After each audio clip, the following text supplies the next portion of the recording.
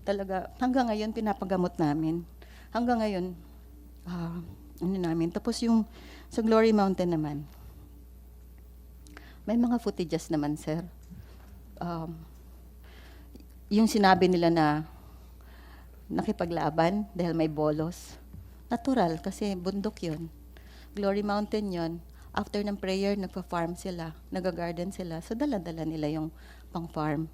Bigla na, ang sinabi nila, ibababa kasi papamedico legal, yung 6 with minors pa.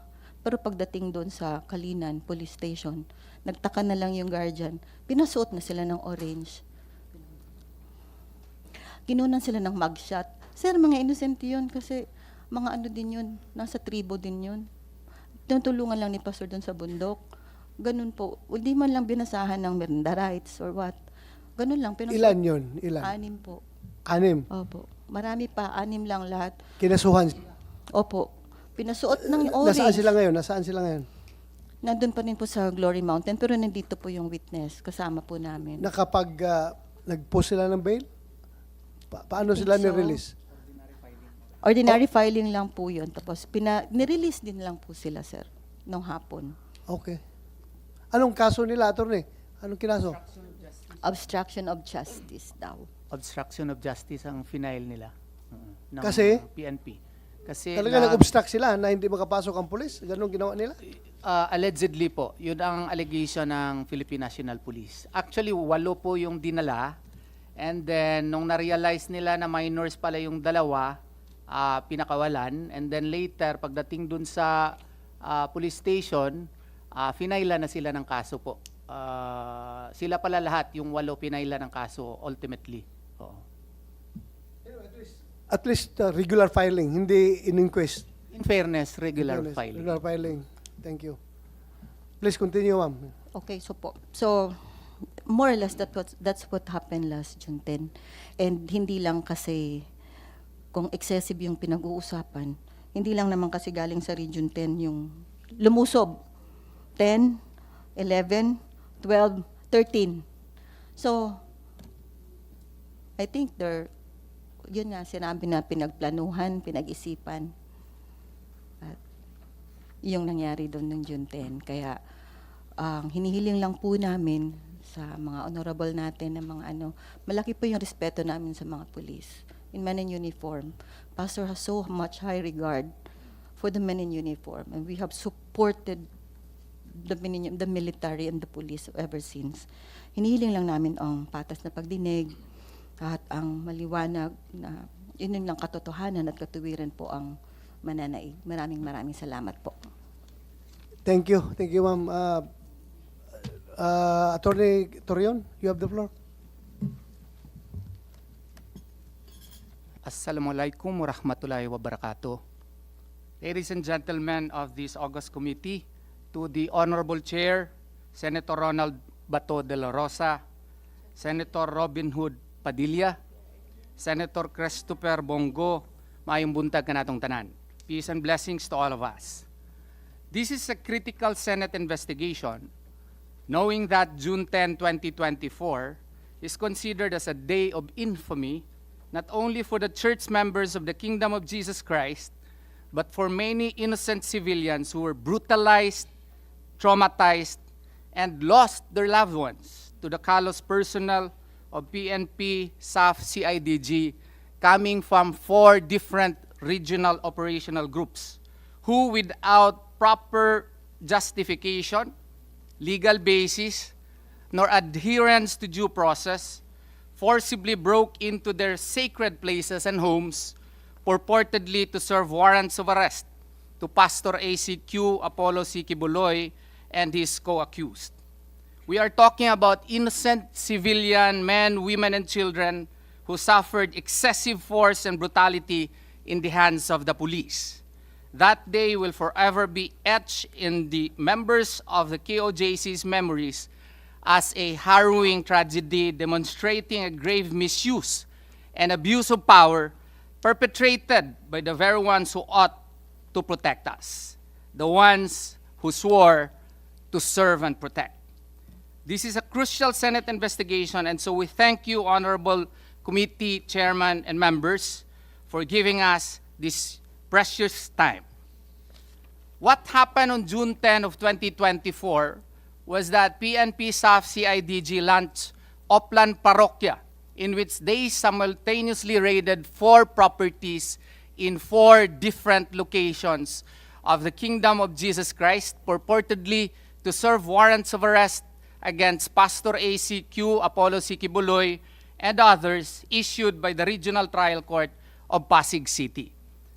That day, we saw battalions of fully equipped and fully armed PNP SAF CIDG personnel coming from 4 different regions, clad in full battle suit, fully equipped with heavy-duty tactical gear and weaponry, their faces obscured by full masks and ballistic helmets, yet surprisingly without any nameplates or name tags on such uniforms, complete with helicopter cover and snipers strategically placed on different locations as if they were hunting notorious terrorists. These PNP personnel proceeded right away at 3:55 a.m.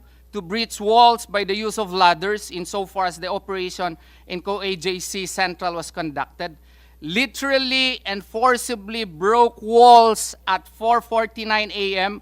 insofar as Glory Mountain operation was concerned, and or forcibly opened gates at 5:02 a.m. insofar as the Prayer Mountain operation was concerned, and or forcibly kicked and or destroyed doors of houses at around 4 a.m. insofar as the Kidbug Municipality of Malungon Sarangani operation was conducted, without prior attempt to secure the consent of the administrator of KOJC properties in the person of former President Rodrigo Roa Duterte, or from the owners of the individual houses in Kitbug Municipality of Malungon, Sarangani Province.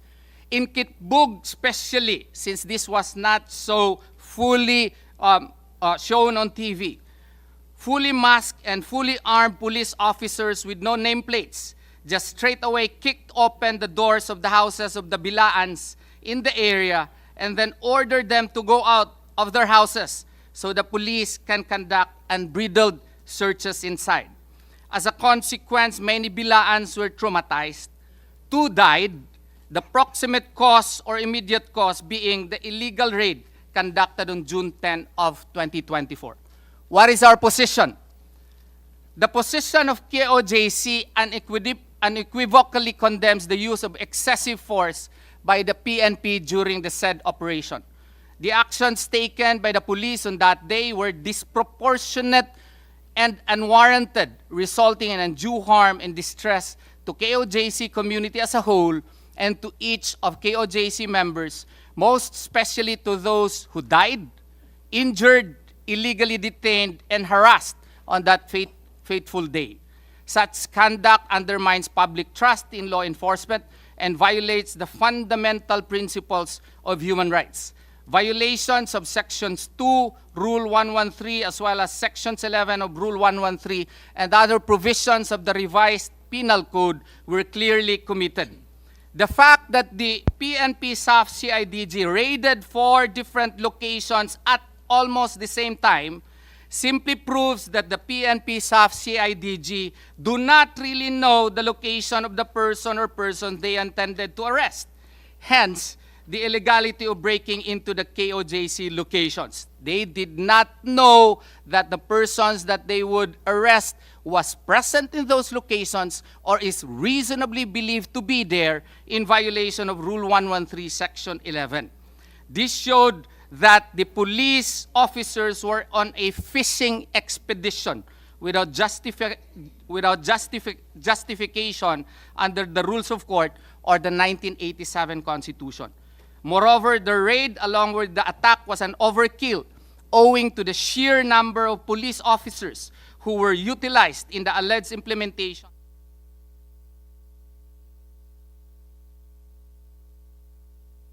Police officers last June 10, 2024 were actually previously returned already to the RTC Pasig City as evidenced by the court order dated June 7 of 2024 recognizing the return of the said warrant of arrest. per Administrative Circular 7-92 of the Supreme Court, the police should have secured an alias warrant of arrest, but this was not done. What is our hope to be achieved in this Senate investigation? We hope and pray that there shall be adoption of strict measures concerning the enforcement of warrants of arrest.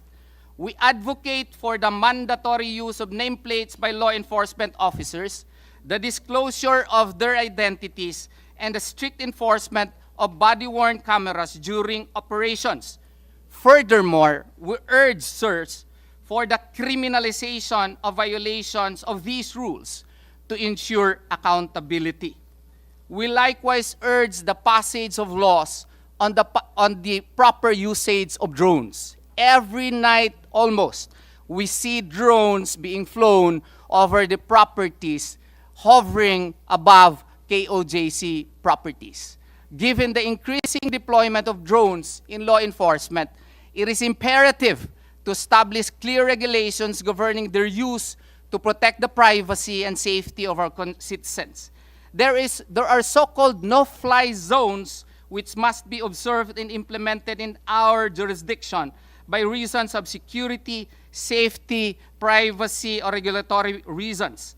A no-fly zone is a designated area where the operation of unmanned aerial vehicles or drones is prohibited, such as airports and large public gatherings. I am the dean of JMC Law School. Sometimes we are bothered by these drones during nighttime when we conduct our classes. The KOJC Central Compound is beside the Davao City International Airport, a single fact which makes it supposedly a prohibited area for drones. But this is not done by the PNP in our area. We likewise pray, Your Honors, that there must be court orders for the installation of listening devices. We have reasons to believe that even our I love yous to our wives and our secret conversations in our phones are being listened to. So we advocate for strengthening Republic Act 4200 or the Anti-Wiretapping Act by requiring court orders for the installation of listening devices similar to the Anti-Terrorism Act, so that such will safeguard civil liberties which we so cherish, Your Honors. We likewise pray that a domestic law shall be passed recognizing schools and churches as no-force zones. There is already sufficient basis within the international legal framework as well as our own local legal framework which recognizes schools and churches as no-force zones, but we believe that there is yet no domestic law which clearly define such and providing for penalties if the same is violated. What is needed now, therefore, Your Honors, is for the Senate to bolster these policies and principles through proper legislation which explicitly prohibits, to the greatest extent practicable, the conduct of police operations such as service of warrants and those that require the use of force within or around schools, churches, and like institutions, thereby protecting these sensitive locations from hostilities and upholding their sanctity and respect to the rights and dignity of every person. Establishing no-force zones around schools and churches will protect these sacred and educational spaces from the violence and trauma associated with law enforcement operations. We pray that these be acted, Your Honors. Thank you for the opportunity that you have given us this morning. Thank you, Attorney Israelito Torion. Can you give us a copy of your opening statement so that We already, Meron na? yes, Your Honor. Kumsek, we have already a copy of that. Yes. Okay. Thank you. Yes, including Thank you. copies of all affidavits, Your Honor. And we are ready with a video to be played so that the people will really know the extent of the violations committed by the PNP in this case, Your Honor. Yeah, but before you play that, I just would like to short reaction lang sa sinabi mo. If we are worried that your phone is being